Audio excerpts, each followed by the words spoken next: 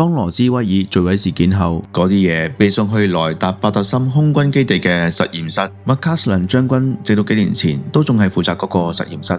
Well, I hope it's random, but we're going to know in the next week and a half. I just left a meeting on that subject, so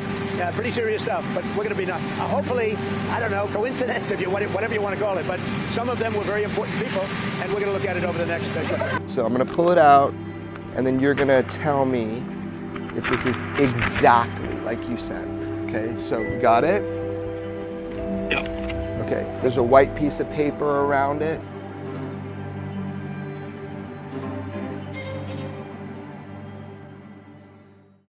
如果美國軍方同埋 NASA 嘅頂尖科學家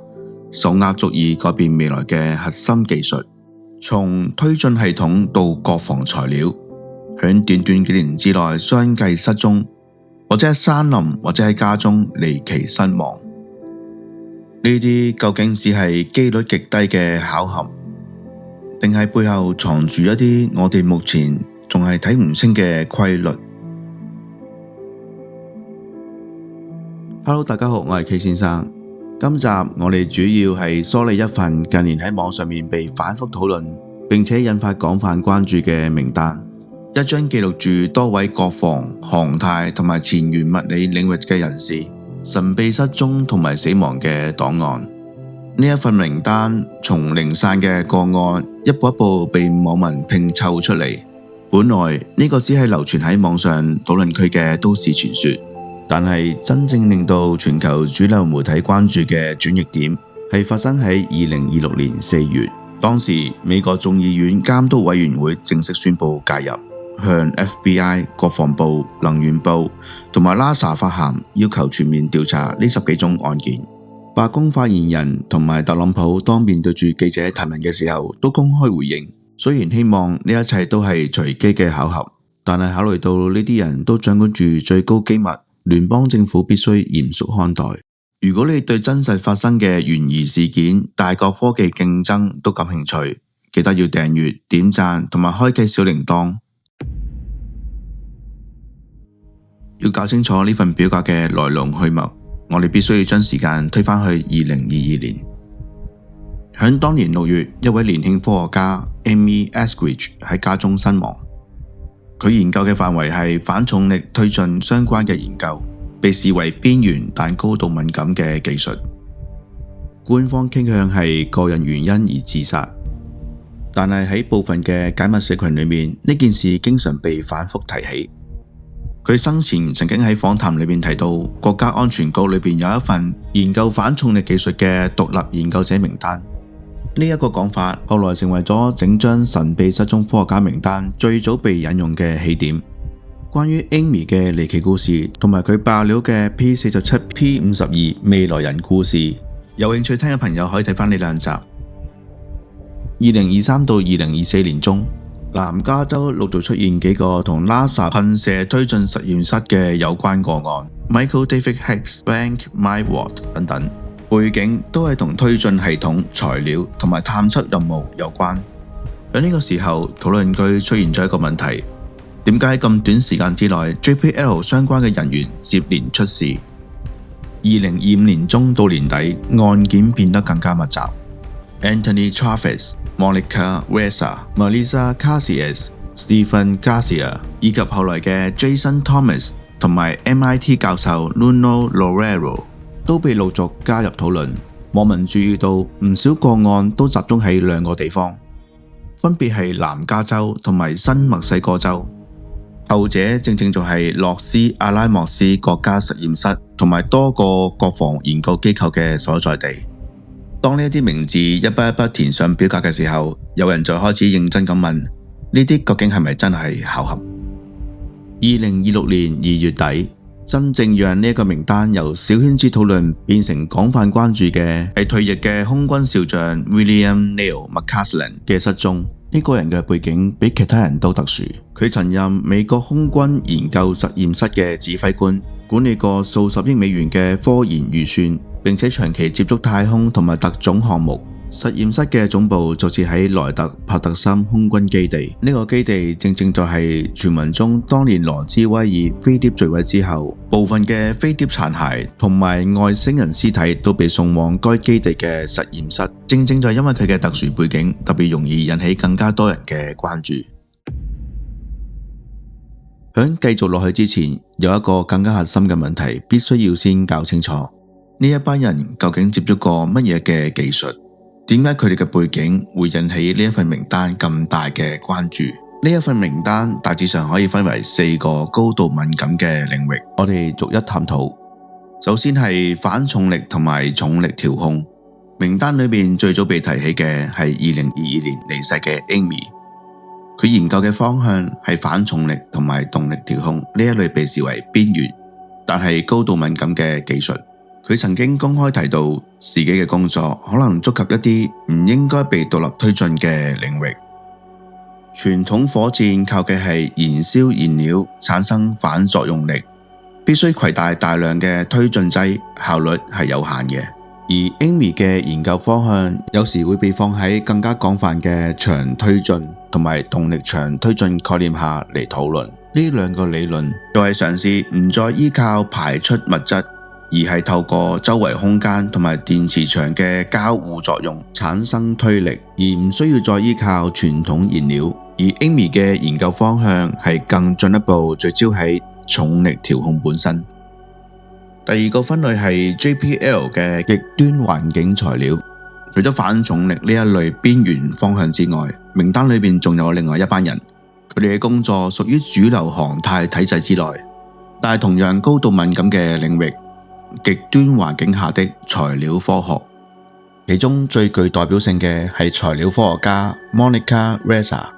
響液態火箭引擎嘅發展史中，有一個長期存在住嘅技術樽頸，氧氣豐富嘅分級燃燒循環。簡單嚟講，如果能夠喺高壓力環境底下引入更加多嘅純氧氣參與燃燒，就能夠大幅提升引擎嘅推力同埋效率。但係問題在於高溫高壓嘅純氧環境極具侵蝕性，傳統金屬好容易被直接氧化或者係燒蝕。Monica 同埋團隊喺 Rocketdyne 期間共同開發出一種鎳基超合金，稱為 Mondoloy。呢一種材料嘅特性係喺極端高溫同埋富氧環境下，仍然能夠保持結構強度同埋具備較好嘅抗燒蝕能力。喺傳統火箭引擎嘅材料選擇上，工程師長期面對住一個兩難。圖片中第一組以Alloy 718同埋 Waspaloy 為代表嘅鎳基超合金，從表中可以睇到佢哋喺室溫同埋中高溫嘅抗拉強度相當出色，能夠承受引擎運作時候嘅極大結構負荷，因此被廣泛用喺渦輪泵同埋承受結構等等嘅關鍵部位。但係佢哋有一個明顯嘅限制，當喺高壓純氧環境之下，抗燃燒能力就相對較弱，容易出現材料被氧化甚至係燃燒嘅風險。第二類就係以 Alloy 625同埋 Haynes 215呢一類較注重抗氧化、抗燒蝕嘅合金。從表中睇到佢哋喺高溫氧化同埋富氧環境之下嘅表現係優於前一組，比較能夠抵抗純氧造成嘅侵蝕。不過代價就係結構強度普遍較低，較難同時滿足極高承載需求，因此需要同時抗高壓同埋高溫嘅部位，使用上會受到限制。而 Mondoloy 被提出嘅重點就係正正試圖同時兼顧呢兩方面，一方面維持足夠嘅結構強度，而另一方面提升喺高壓純氧環境之下嘅相容性同埋抗燃燒能力，減少對額外防護塗層嘅依賴。從表中可以做到清晰嘅對比，傳統材料往往要喺強度同埋純氧環境嘅耐受性之間做取捨，而 Mondoloy 嘅設計目標就係要將呢兩個原本互相牽制嘅特性盡量結合埋一齊。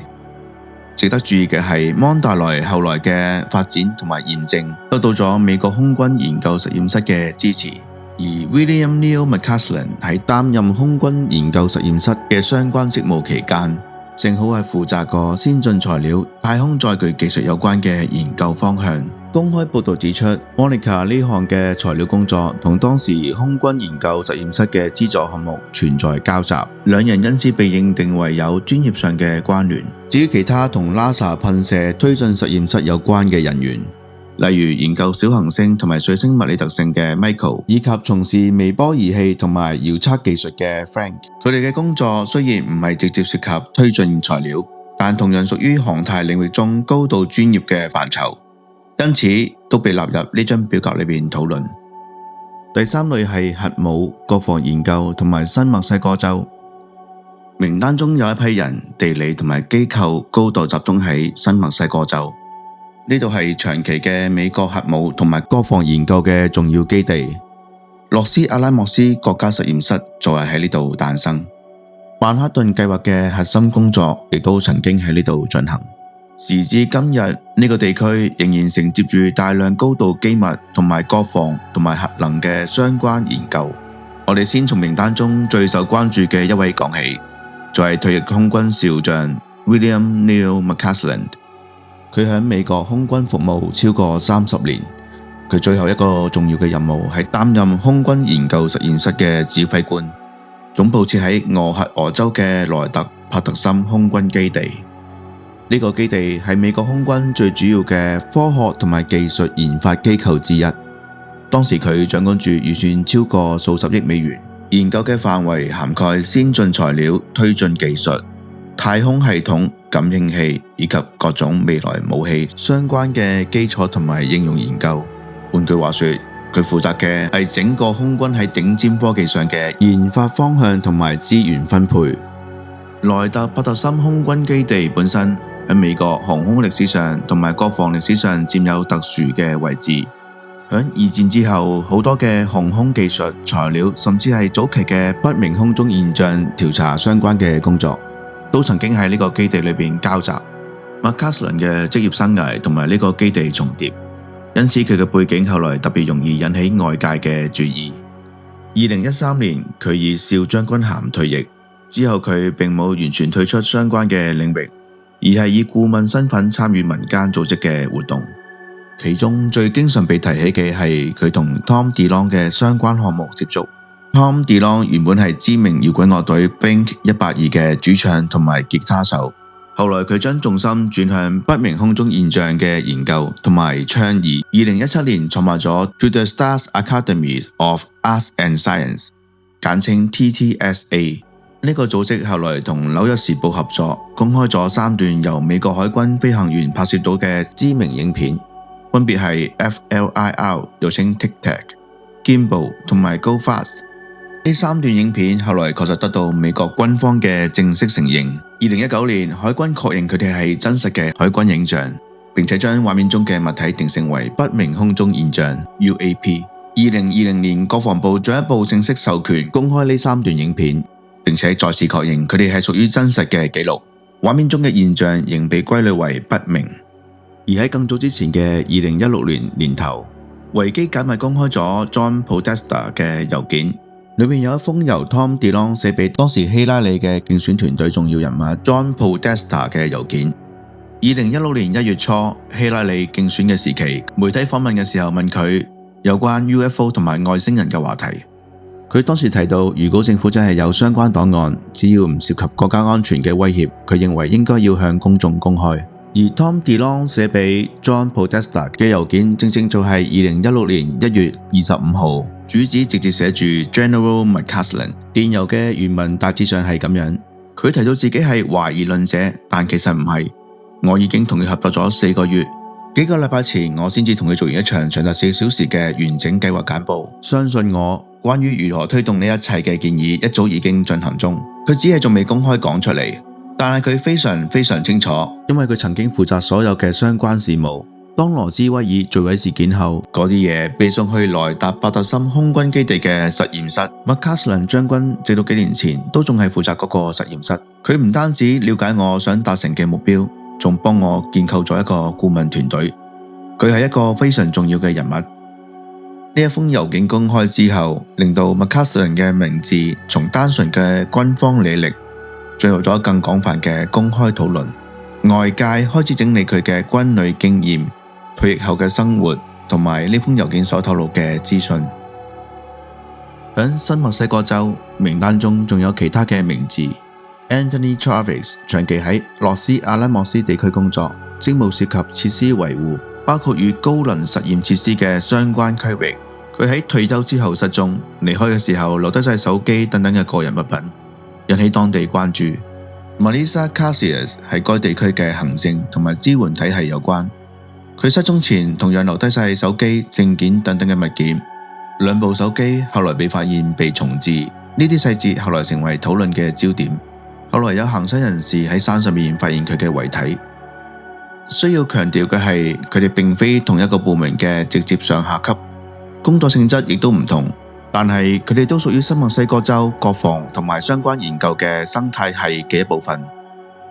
呢個地區長期承接高度機密嘅工作，人員流動、安全管理同埋相關技術嘅敏感程度本身就比一般學術或者商業環境更加高。新墨西哥州嘅特殊之處係在於佢同時集合咗核武研發同埋維護嘅歷史與現狀，空軍同埋國防實驗室嘅前沿技術研發，高度封閉嘅安全管理制度。有趣嘅係，洛斯阿拉莫斯呢個名稱唔單止出現喺呢一張失蹤已死者嘅名單裏邊，影片開頭都有提到，有調查記者取得一批據稱嚟自該實驗室已故員工嘅文件，內容同不明空中現象嘅研究有關。呢一啲文件目前仍然都有爭議性，真實性同埋完整程度都仲係討論中。但係佢確實讓外界再次將目光投向呢一個長期充滿機密色彩嘅地方。名單中最後一類轉向美國東岸嘅學術重鎮，以麻省理工學院 MIT 為核心嘅等離子體物理與核融合研究。呢一類研究同前面提到嘅反重力同埋極端材料係唔同，佢唔屬於邊緣探索，而係目前全球能源同埋國防領域都高度關注嘅前沿方向。核融合被視為有機會提供接近無限低污染能源嘅技術路徑，但係真正成功落實必須要先解決一個核心難題，就係如何穩定控制極端高溫嘅等離子體。名單中最受矚目嘅係 MIT 教授 Nuno Loureiro， 佢係一位葡萄牙裔嘅物理學家。2022年佢出任 MIT 等離子體科學與融合中心嘅副主席。2024年5月正式接任主席。PSFC 係 MIT 規模最大嘅實驗室之一，擁有數百名研究人員同埋學生，長期投入磁約束融合同埋相關嘅基礎研究。佢係 Herman Feshbach 物理講座教授，同時獲得多個美國物理學家獎狀。Loureiro 嘅研究橫跨實驗室融合嘅等離子體同埋天體物理等離子體，核心環繞幾個關鍵問題。第一係磁重聯，亦即係磁場線突然之間重新連線並釋放出能量嘅過程，常見於太陽嘅閃焰。第二係等離子體內部嘅串流同埋約束問題，呢個係直接關係到融合裝置能否穩定運作。第三係磁場如何喺等離子體中生成同埋放大。核融合一旦取得實質嘅突破，影響嘅唔單止係能源結構，仲可能改變大國之間嘅長期競爭格局。目前全球主要經濟體都喺度投入磁約束融合同埋慣性約束融合嘅研究。